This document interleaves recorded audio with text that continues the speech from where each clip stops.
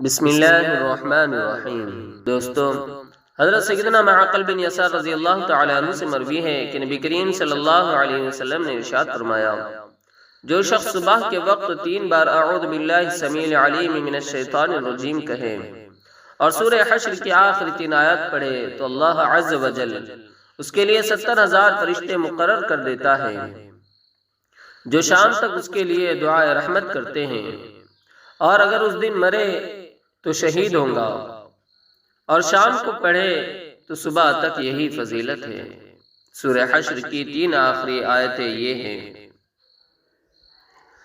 اعوذ باللہ السمیع العلیم من الشیطان الرجیم،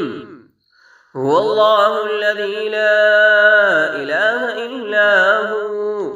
عالم الغیب والشہادة هو الرحمن الرحیم، هو اللہ الذی لا